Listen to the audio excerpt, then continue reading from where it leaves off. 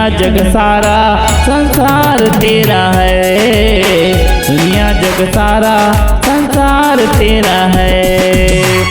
मंगलवार तेरा है, शनिवार तेरा है, मंगलवार तेरा है, शनिवार तेरा है। दुनिया जग सारा संसार तेरा है, दुनिया जग सारा संसार तेरा है।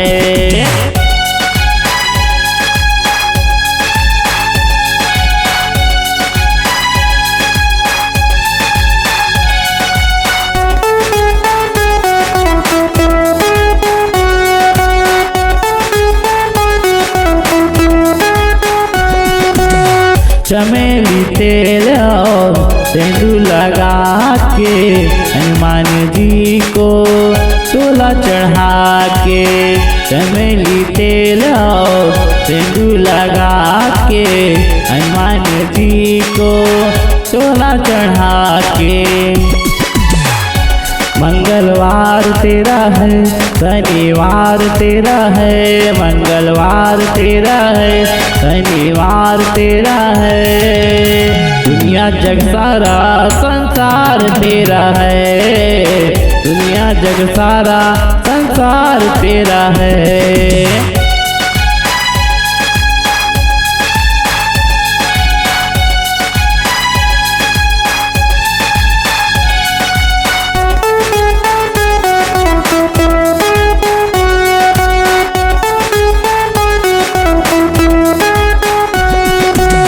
केला पूरी और मिठाई चढ़ा के भक्ति जनों को हमें खिलाना है।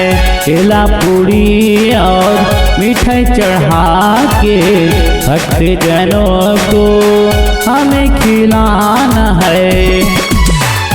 मंगलवार तेरा है, शनिवार तेरा है, मंगलवार तेरा है, शनिवार तेरा है।